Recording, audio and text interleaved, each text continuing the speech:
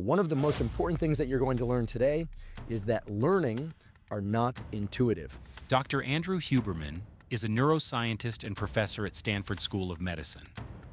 Through his research and podcast, he's helped millions understand how the brain works, and more importantly, how to make it work for you. Keep in mind that whatever you believe about how best to learn for you is probably incorrect.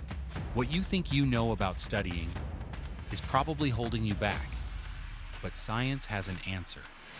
And it's not about how many hours you study, it's about how you study.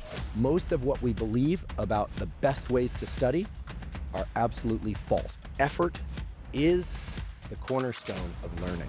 If you've ever wondered why you forget what you study or how to finally learn better, watch till the end. But that if ever there was a strongly research-supported tool about how students can learn information better, it's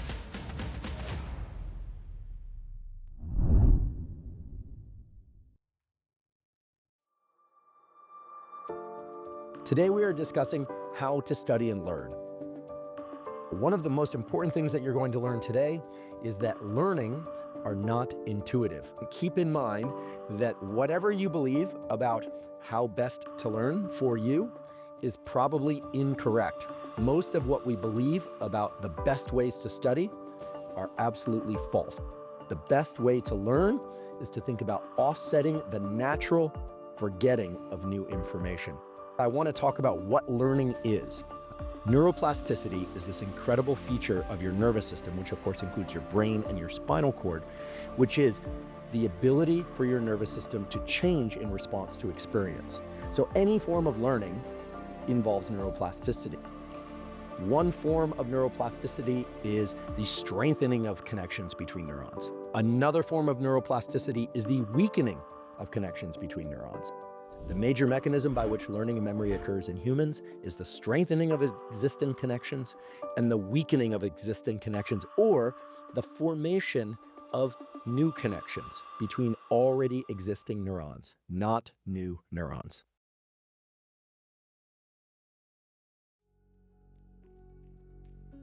Okay, let's talk about some of the other practical aspects of studying and learning.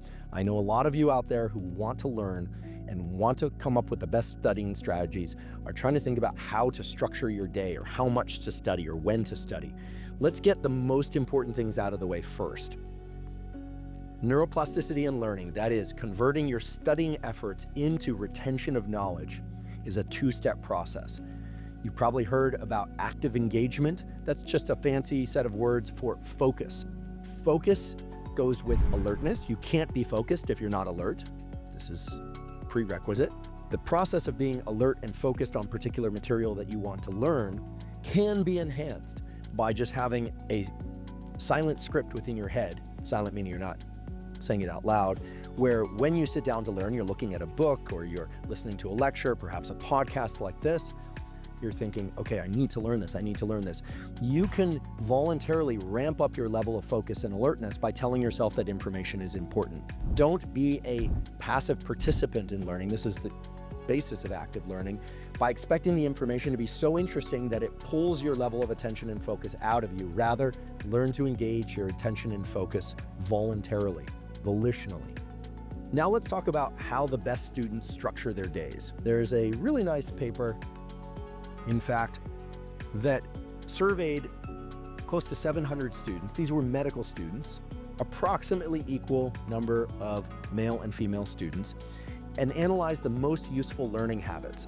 The best performing students had an interesting answer. They had a very long-term understanding of how, or belief rather, about how their success in medical school would impact their family, how it would impact their life arc, how it would change them. The high-level aspirational stuff within you, whatever that is for you, it's going to be highly individual, is certainly important, and it offers a bookend to the nuts and boltsy kind of stuff that you're going to do, I would hope, in order to best study and learn the specific material, so the specific actions that you're going to take each day to learn specific bits of information that will pull you toward those important aspirations. So a key theme in all of the excellent literature, that is the peer-reviewed research on how best to study, is that studying that feels challenging is the most effective. Effort is the cornerstone of learning, but that if ever there was a strongly research-supported tool in the literature, in the peer-reviewed literature about how students can learn information better, it's testing. And I know, we think of tests as a way to evaluate our knowledge, but it turns out that testing is one of the best ways to build our knowledge, to retain our knowledge, and again, to offset forgetting.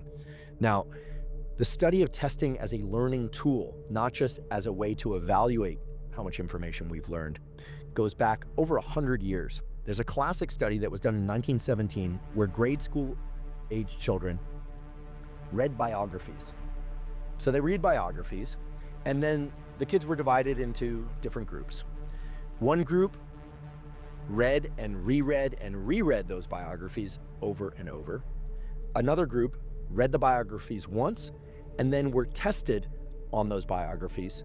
But get this, they tested themselves on those biographies simply by having to think about the information that they had read and trying to remember the information. Like, what was the biography? Who was the person? Who were they married to? What did they do? When did they go to school? What did they do in school? What did they do in the world? What role did they play in life?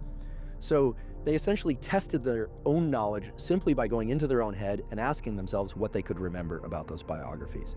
Now, keep in mind here that even though it's fairly apparent that reading a biography 2, 3, 4 times might seem more passive than testing oneself on a biography that they had read just once, right? You could imagine that thinking about the biography involves more effort, and indeed it does. But keep in mind also that the kids in the second group were only exposed to the biography once. And yet, when you look at the percent of accurate recall of information from those biographies, the children that read the biography once and then made a deliberate point to think about that biography in their own mind, to effectively test themselves on that material just within their heads over and over, but an equal number of times as the kids that read the biographies directly on a page over and over, vastly outperformed the kids that read the biographies over and over. Put differently, reading and rereading material is far less effective than reading material and then thinking about that material, testing yourself on that material, forcing yourself to bring that material to mind in your own mind. And this is not just for sake of remembering more volume of material, but also accuracy of recall of that material. And that, at least to me, was pretty surprising at first, until one starts to explore subsequent studies of the role of testing as a learning tool.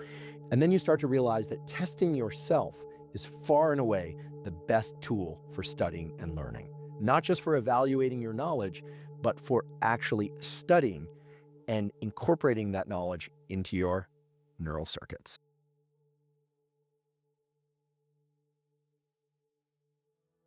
So the more tests that you take as a way to expose yourself to the material, the better you're going to perform on that material at some later point. Now, of course, at some point you have to be exposed to the material for the first time, right? That's why it's studying and learning.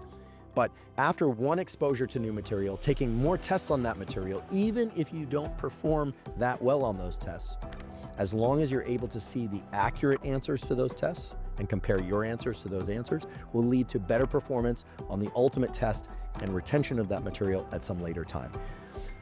Put differently, it's not about how many times you study the material or how many times you're exposed to the material. It's about being exposed to the material, doing your best to focus and attend to that material, and then self-testing yourself on that material. Or, as the case may be, if an instructor is the one giving you the test, but nonetheless taking tests on that material, not just once, but ideally 2 or 3 times. That's what really locks the material into your neural circuit.